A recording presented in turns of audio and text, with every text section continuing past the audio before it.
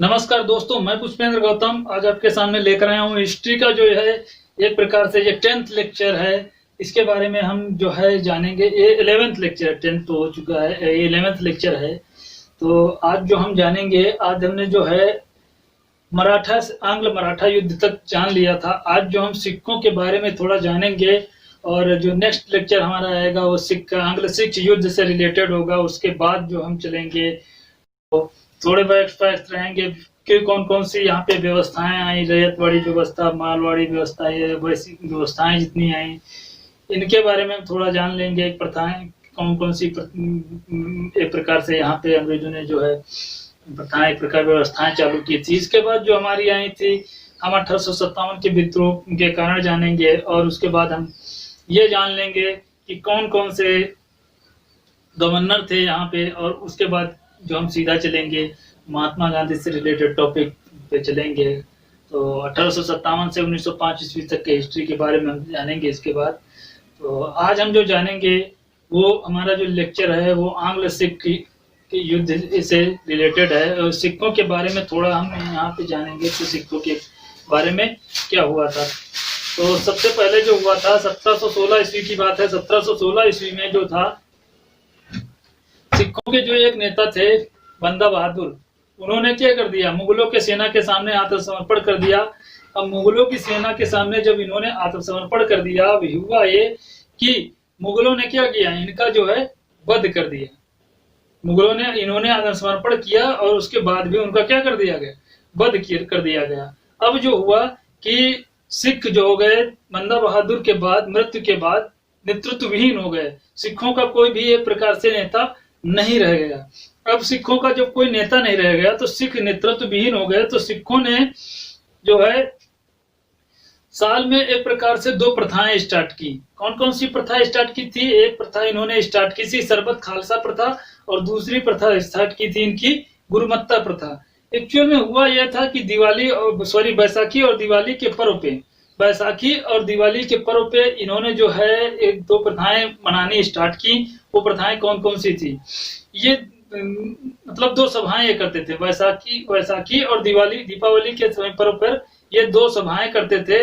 इन सभाओं को क्या कहा जाता था? इन सभाओं को बोला जाता था, इन सभाओं को जो है बोला जाता था सरबत खालसा। इन सभाओं को क्या बोला जाता था? सरबत खालसा बोला जाता था इन सभाओं को। इन सभाओं में जो निर्णय लिए जाते थे उनको गुरु का मत मान करके स्वीकार कर लिया जाता था। उनको क्या किया जाता था? गुरु का मत मान करके स्वीकार कर लिया जाता था। ऐसी प्रथा को एक बोला गया गुरु का मत, यानी गुरुमत्ता प्रथा बोला गया। गुरु का मत यानी गुरुमत्ता प्रथा बोला गया। तो हुआ यह कि अब ये सिखों का एक प्रकार से कोई नेतृत्व नहीं हो पा रहा था। तो सिखों ने क्या किया, एक मतलब संगठन बनाया 1748 ईस्वी में कर्पूर सिंह के नेतृत्व में सिखों ने जो है दल खालसा संगठन की स्थापना की। किसकी स्थापना की? दल खालसा संगठन की स्थापना की। दल खालसा प्रथा में एक प्रकार से दल खालसा की वित्तीय स्थिति को मजबूत करने वाली जो प्रथा थी, राखी प्रथा थी। कौन सी प्रथा थी? राखी प्रथा थी। राखी प्रथा क्या थी? 1753 ईस्वी में जो है राखी प्रथा स्थापित, मतलब इसी में मिलाया, राखी प्रथा को बनाया गया। अब राखी प्रथा होता क्या था? राखी प्रथा वो एक ऐसी प्रथा थी कि प्रत्येक गांव के उपज का 1/5 हिस्सा जो है राखी प्रथा के अंडर में चला जाता था। प्रत्येक गांव की 1/5 हिस्सा जो था वो राखी प्रथा के अंडर में चला जाता था। और राखी प्रथा का काम ये होता था कि ये इनकी रक्षा का देखभाल करती थी, मतलब इनकी रक्षा एक प्रकार से करने का उत्तरदायित्व जो था इस प्रथा के ऊपर हो गया था। यहां तक कि तो हमने जान लिया। अब इसके बाद में हुआ ये, राखी प्रथा के बाद 1761 ईस्वी की बात है। 1761 ईस्वी तक, 1761 ईस्वी में जो है 1761 ईस्वी तक राजनीति जो थी, यहाँ पर शासक था, वहां पे मराठों का और मुगलों और मराठों का जो है प्रभाव जो है कमजोर होने लगा। शासन से मुगलों मराठों का प्रभाव जो है कमजोर होने लगा। और इस प्रकार से जो मतलब सिखों को अपनी शक्ति का विस्तार करने का अवसर मिल गया, और यही जो संगठन बना दल खालसा संगठन, यही जो है इनकी राजनीति का मुख्य केंद्र बन गया। अब ये हुआ था कि रणजीत सिंह के उदय के पहले जो थी यहाँ पर कौन कौन सी मिसलें, मतलब रणजीत सिंह के उदय के पहले एक बात करें तो यहाँ पे मिसलें वर्क करती थी। मतलब मिसल होता क्या था, मिसल के बारे में देखिए, एक राज्य जो था उस समय मिसल का कार्य करता था। जिस प्रकार से आज जो है उसी प्रकार से उस समय राज्य क्या काम करता था, मिसल का काम करता था।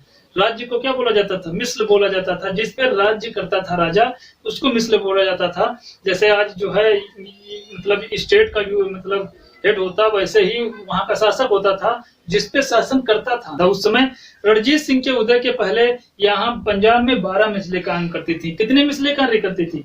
12 मिसलें जो थी रणजीत सिंह के उदय के पहले। कौन कौन सी मिसल थी उनके बारे में हम जान लेते हैं। पहली मिसल जो थी हमारी भांगी मिसल थी। दूसरी मिसल थी हमारी वो निसनिया मिसल थी। तीसरी थी रमगढ़िया मिसल थी। चौथी जो मिसल थी वो हमारी थी ननकई मिसल थी। और पांचवी जो थी वो आहलवालिया मिसल थी। छठी मिसल थी कन्हैया मिसल थी। अगली मिसल जो हमारी थी करुणा सिंधिया मिसल थी। उसके बाद की जो मिसल थी सुकर चकिया मिसल थी। उसके बाद जो मिसल थी आहलवालिया मिसल थी। उसके बाद आहलवालिया तो हो चुकी ना, आहलवालिया मिसल हो चुकी है। उसके सुकर चकिया मिसल थी। उसके बाद जो हमारी थी दल्ले हवाला मिसल थी। कौन सी थी? दल्ले हवाला मिसल थी। उसके बाद जो मिसल थी हमारी वो फिजुलपुरिया मिसल थी। अगली जो मिसल थी फुलकिया मिसल थी। उसके बाद जो मिसल थी वो धनुई मिसल थी। इन सभी मिसलों में जो सबसे ज्यादा शक्तिशाली मिसल थी, उस मिसल का जो नाम था, उस मिसल का नाम भांगी मिसल था। इस मिसल का पर जो था, इस मिसल का लाहौर तथा अमृतसर के कुछ क्षेत्रों पर अधिकार था। यह जो है मिसल एक प्रकार से सबसे शक्तिशाली यहाँ की जो है मिसल थी। इसके बाद जो था हमारा रणजीत सिंह के बारे में हम थोड़ा जान लेते हैं कि रणजीत सिंह ने मतलब क्या थे। एक प्रकार से रणजीत सिंह जो थे, महाराजा रणजीत सिंह के बारे में, रणजीत सिंह जो थे ये अपनी शक्ति का विस्तार कहाँ तक किए थे, थोड़ा देख लेते हैं कि मैप में देख लेते हैं। जैसे ये पेशेवर दिख रहा है, यहाँ तक ये अपनी थी। ये मुल्तान दिख रहा है, ये दोनों सब पाकिस्तान में पड़ते हैं। पेशेवर, मुल्तान, यहाँ से यहाँ तक का जो है इन्होंने अपना जो है अधिकार किया था। उसके बाद में कश्मीर और लद्दाख में भी इन्होंने अपने अधिकार को जमाए रखा था। मुल्तान और पेशेवर, कश्मीर, लद्दाख, इन 4 क्षेत्रों पे इन्होंने अपना राज्य किया था और इन 4 क्षेत्रों तक इन्होंने अपने जो है राज्य का विस्तार किया था। रणजीत सिंह की उपलब्धियों के बारे में हम थोड़ा देख लेते हैं कि रणजीत सिंह के क्या क्या उपलब्धियां थी। रणजीत सिंह का जो जन्म हुआ था वो 1780 ईस्वी में हुआ था। कब हुआ था? 1780 ईस्वी में हुआ था। इनके पिता का नाम जो था वो महासिंह था। इनकी जो मिसल थी, मतलब ये सुकर चकिया मिसल से संबंधित थे। 1780 ईस्वी में जन्म हुआ था।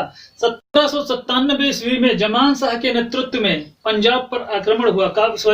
जमान शाह के नेतृत्व में पंजाब पर आक्रमण हुआ। ये काबुल का शासक था। अफगानिस्तान काबुल में पड़ता ना, तो काबुल के शासक जमान शाह ने किस पर आक्रमण किया? पंजाब पर आक्रमण किया। और पंजाब पे इसने जो आक्रमण किया तो हुआ ये कि इन्होंने रणजीत सिंह के नेतृत्व में जमान शाह क्या हुआ? पराजित हो गया। इस प्रकार से रणजीत सिंह जो थे सिखों के एक महान नेता बन गए एक प्रकार से, मतलब उन्होंने उसको पराजित करने के बाद में। और रणजीत सिंह ने जमान शाह की 12 तोपें जो चिनाब नदी में गिर गई थी, चिनाब नदी के बारे में थोड़ा, चिनाब नदी में गिर गई थी, उसको जो है इन्होंने क्या कर दिया था? जमान शाह को वापस कर दिया था। अब हम चिनाब नदियों के बारे में थोड़ा देख लेते हैं, वैसे हम पढ़ाएंगे आपको। जैसे ये आप देख रहे होंगे, यहाँ पे जो नदियां दिख रही हैं, ये हमारी नदी है। ये आती है सिंधु, फिर आती है झेलम, फिर चिनाब, ये जो है ना इस नदी में गिर गई थी चिनाब। उसके बाद रावी, उसके बाद ब्यास, और ये सतलज नदी आती है इधर से, ठीक है, तिब्बत निकल के आती है सतलज नदी। तो ये जो थी मतलब यहाँ से यहाँ तक कि हम देख लेते हैं कि इन चारों नदियों के बारे में थोड़ा देख लेते हैं, क्योंकि इनका जो है इसमें यूज हो सकता है। और बाकी जो हम जब ज्योग्राफी का लेक्चर पढ़ाएंगे आपको, तो एक एक चीज बताएंगे कि कौन सी नदी कहाँ से निकली है और कैसे क्या उसके बारे में हो रहा है। ये हम कायदे से डिस्कस करेंगे। तो हुआ यह कि जो चिनाब नदी में गिर गई थी उसको क्या कर दिया, वापस कर दिया। इस उपलक्ष्य में जो शाहजहां शाह ने जो है रणजीत सिंह को लाहौर पर अधिकार करने की क्या कर दी, लाहौर पर अधिकार करने का एक अनुमति प्रदान कर दी। अब ये हुआ कि जब लाहौर पर इनकी अनुमति का अधिकार मिल गया तो इन्होंने 1799 ईस्वी में लाहौर पर क्या कर दिया, अधिकार कर लिया और इसे क्या बनाया, अपनी राजधानी बनाया। इसे ही अपनी क्या बना लिया, राजधानी बना लिया। अब इसके बाद जो हुआ था इसको अपनी राजधानी बनाया 1805 ईस्वी में। 1805 ईस्वी में इन्होंने भांगी मिस्र से अमृतसर छीन लिया। भांगी मिस्र से क्या छीन लिया, अमृतसर छीन लिया। 1805 ईस्वी में यशवंतराव होलकर, अंग्रेज जो था यशवंतराव होलकर से क्या मतलब यशवंतराव होलकर पराजित हो गया और भाग करके कहां पे आ गया, पंजाब आ गया था। किनके, रणजीत सिंह के क्षेत्र में। तो हुआ ये रणजीत सिंह के पास आ गया था तो जनरल लेक भी इसका पीछा करते हुए आया। अब ये कहां से फैक्ट आ रहा है, ये फैक्ट आ रहा है राजघाटपुरम की संधि से, सुने होंगे आप। 1805 ईस्वी में हमने पिछले लेक्चर में पढ़ाया है, राजघाटपुरम की संधि 1805 ईस्वी में हुई थी ना। तो रणजीत सिंह के शासन का मतलब रणजीत सिंह के क्षेत्र में भाग के गया था कौन, यशवंतराव होलकर भाग के गया था। कहां पे, रणजीत सिंह के एरिया में भाग गया था वो, इससे अंग्रेजों से पराजित होकर के तो ये इससे पराजित हो गया। अब परिणाम स्वरूप हुआ कि रणजीत सिंह को जनरल लेक के अंग्रेजों से एक संधि करनी पड़ी। रणजीत सिंह को जनरल लेक से एक संधि करनी पड़ी। हुआ ये कि रणजीत सिंह जो थे, इस संधि में रणजीत सिंह जो थे वो यशवंतराव होलकर को अपने राज्य से क्या करेंगे, बाहर करेंगे, उसको वहां से शरण नहीं देंगे, उसको बाहर रखेंगे। उसके बाद दूसरा हुआ था कि पंजाब से अंग्रेजी सेना हटा ली जाएगी, पंजाब से अंग्रेजी सेना हटा ली जाएगी। अंग्रेजों के मित्रवत बने रहने पर रणजीत सिंह के एरिया पर जो है अंग्रेज आक्रमण नहीं करेंगे। इसके बाद हुआ यह कि रणजीत सिंह जो थे वो 1806 ईस्वी की बात है। इसके बाद यह हुआ कि रणजीत सिंह अपनी सेना लेकर के पंजाब के मालवा क्षेत्र पर क्या किया, आक्रमण किया। पंजाब के किस पे आक्रमण किया, मालवा क्षेत्र पर आक्रमण किया। और इसी प्रकार से आफ्टर लोनी के मालवा क्षेत्र पर आक्रमण किया। तो आफ्टर लोनी के नेतृत्व में जो था, आफ्टर लोनी के नेतृत्व में एक सेना लुधियाना भेज दी। अंग्रेजों ने क्या किया, आफ्टर लोनी के नेतृत्व में एक सेना लुधियाना भेज दी। अब लुधियाना एक सेना पहुंच गई तो हुआ कि रणजीत सिंह भयभीत हो गए और भयभीत होकर के इन्होंने एक प्रकार से अपमानजनक संधि कर ली। इस संधि का नाम बहुत अच्छा है, अमृतसर की संधि हुई थी। कब हुई थी, 25 अप्रैल 1809 ईस्वी को यह संधि हुई थी। कब हुई थी, 25 अप्रैल 1809 ईस्वी को यह संधि हुई थी। किसके बीच में, रणजीत सिंह के बीच में और अंग्रेजों के बीच में यह संधि हुई थी। इस संधि के द्वारा हुआ यह था कि रणजीत सिंह की जो पूर्वी सीमा है वो सतलज नदी मानी जाएगी। कौन सी नदी, सतलज नदी, अभी हमने बताया था सतलज नदी के बारे में मानी जाएगी। और लुधियाना में एक अंग्रेजी सेना रखी जाएगी। कहाँ रखी जाएगी, लुधियाना में एक अंग्रेजी सेना रखी जाएगी। नहीं, ठीक है, पंजाब में। तो लुधियाना में एक अंग्रेजी सेना रखी जाएगी जिससे जो थी रणजीत सिंह जो मतलब सतलज नदी के इधर ना आकर आक्रमण ना करें, ठीक है, मतलब अंग्रेजी राज्यों को आकर के आक्रमण ना करें। हुआ यह दूसरी चीज यह रख दी गई कि चरोड़ा सिंधिया मतलब जो पूरब के राज्य थे, सतलज नदी के जो पूरब के एरिया थे उनमें जो था वो सिंधिया का अधिकार था, दौलतराव सिंधिया का अधिकार था। अब दौलतराव सिंधिया का अधिकार खत्म हो जाएगा। अब किसका अधिकार हो जाएगा, अंग्रेजों का अधिकार हो जाएगा। कर देंगे 1809 ईस्वी में इस संधि के द्वारा अपना अधिकार रखेंगे वहां पे, ठीक है, ये जो थे अपना यहाँ पे अधिकार रखेंगे। इसके बाद हुआ कि अंग्रेज जो थे, अंग्रेजों से मित्रवत संबंध एक प्रकार से इनके अगर जो बने रहें तो ये संधि मानी जाएगी। अगर जो मित्रवत संबंध अंग्रेजों से रणजीत सिंह के नहीं रहते हैं तो यह संधि निष्प्रभावी हो जाएगी। कौन सी होगी, यही संधि निष्प्रभावी हो जाएगी। इसके बाद रणजीत सिंह के बारे में कौन कौन से विजय हुए थे, किस किस क्षेत्र को रणजीत सिंह ने जीते थे, उनके बारे में हम थोड़ा यहाँ पे चर्चा कर लेते हैं। रणजीत सिंह का साम्राज्य विस्तार देख लेते हैं। 1809 ईस्वी में इन्होंने जो थी 1809 ईस्वी में इन्होंने कांगड़ा विजय की थी। कौन सी विजय की थी? कांगड़ा विजय की थी। 1813 ईस्वी में इन्होंने जो है एक प्रकार से 1813 ईस्वी में अफगान शासक जो था शाह शुजा, अफगान अमीर जो था, अमीर उसका बोला जाता था, अफगान अमीर शाह शुजा से अफगान अमीर शाह शुजा को इन्होंने जो है पराजित किया था और पराजित करके उससे क्या कश्मीर छीन लिया था। कश्मीर छीनने के बाद इससे कोहिनूर हीरा भी इन्होंने ले लिया था। 1818 ईस्वी में जो है इन्होंने, यहाँ पे देखते हैं, 1818 ईस्वी में इन्होंने अटक तथा 1813 है, 1813 ईस्वी में अटक तथा 1818 ईस्वी में इन्होंने मुल्तान पर क्या किए थे? मुल्तान पर विजय प्राप्त की थी। इसके बाद मुल्तान अभियान किया था और उसके बाद 1819 ईस्वी की बात है।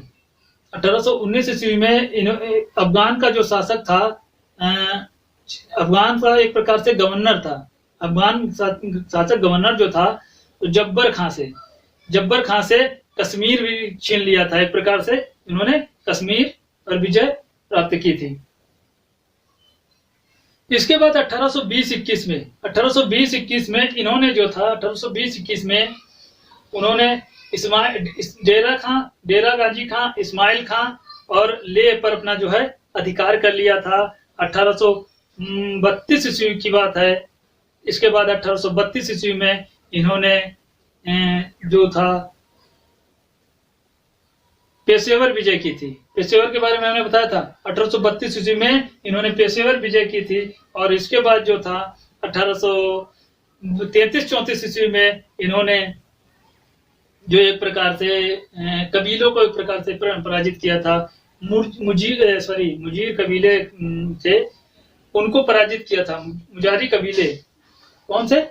मुजारी कबीले को पराजित कर शिकारपुर पर अपना अधिकार कर 1833-34 में इन्होंने मुजारी कबीले पर आक्रमण कर उनको पराजित किया और शिकारपुर पर अपना अधिकार कर लिया। कुछ दिनों के बाद ये इसको शिकारपुर को किसको दे दिया था? अंग्रेजों को दे दिया था। 1839 ईस्वी में जो थी रणजीत सिंह की मृत्यु हो गई। रणजीत सिंह की मृत्यु जब हुई 1839 ईस्वी में, रणजीत सिंह की मृत्यु के बाद इनके जो है उत्तराधिकारी यहाँ पे शासन किए। उत्तराधिकारियों के बारे में हम थोड़ा जान लेते हैं कि कौन कौन से उत्तराधिकारी इनके थे। तो रणजीत सिंह का जो पहला एक प्रकार से उत्तराधिकारी था, रणजीत सिंह का जो है उत्तराधिकारी, रणजीत सिंह के उत्तराधिकारी 1839 ईस्वी से 1849 ईस्वी तक इनके जो है उत्तराधिकारी यहाँ पे रहे। कौन कौन से उत्तराधिकारी थे उनके बारे में हम थोड़ा जान लेते हैं। पहला जो हमारा उत्तराधिकारी था रणजीत सिंह का, वो एक प्रकार से खड़क सिंह था। पहला जो मतलब उत्तराधिकारी था वो खड़क सिंह, बाबा भारती डाकू खड़क सिंह नाम सुने होंगे, खड़क सिंह था। तो वो खड़क सिंह जो था ये मतलब 1839 ईस्वी से 1841 ईस्वी तक शासक रहा। 1841 ईस्वी के बाद 1843 ईस्वी तक जो शासक रहा वो इनका पुत्र था। ये भी इनका पुत्र था खड़क सिंह, और उसके बाद दूसरा इनका पुत्र था उत्तराधिकारी, एक पुत्र था ये इसका नाम 1841 ईस्वी से 1843 ईस्वी तक ये शेर सिंह था। एक प्रकार से ये अल्पवयस्क पुत्र था इनका, इसका नाम दिलीप सिंह था। क्या था? दिलीप सिंह था। दिलीप सिंह था। ये जो शासक रहा 1843 ईस्वी से 1849 ईस्वी तक रहा था। जितना छोटा था उतने ज्यादा तक इसने शासन किया था। क्यों शासन किया था इसके बारे में हम नेक्स्ट लेक्चर में चर्चा करेंगे। हालांकि थोड़ा इसके बारे में हम बता देते हैं। आंग्ल सिख युद्ध के बारे में हम नेक्स्ट लेक्चर में चर्चा करेंगे। इनके इस पर जो है रानी जिंदन कौर एक प्रकार से संरक्षिका के रूप में, इनकी जो माता थी ये रानी जिंदन कौर संरक्षिका के रूप में इनके बैठी थी। तो जो संरक्षिका इनकी बनी थी दिलीप सिंह की, और वो शासन इस प्रकार से दिलीप सिंह जो है शासन किए थे। तो नेक्स्ट लेक्चर जो हमारा होगा वो आंग्ल सिख युद्ध के बारे में होगा। आंग्ल सिख युद्ध के बारे में हम एक एक चीज आपको बताएंगे। कब क्या हुआ था, कब कौन सी संधि हुई थी, लाहौर की संधि, पेशावर कौन कौन सी संधियां हुई थी, वो सारी संधियां हम आपको बताएंगे। और जो अगर वीडियो अच्छा लगे दोस्तों तो इसको लाइक शेयर सब्सक्राइब जरूर करें। और वीडियो देखने के लिए आपको बहुत बहुत धन्यवाद।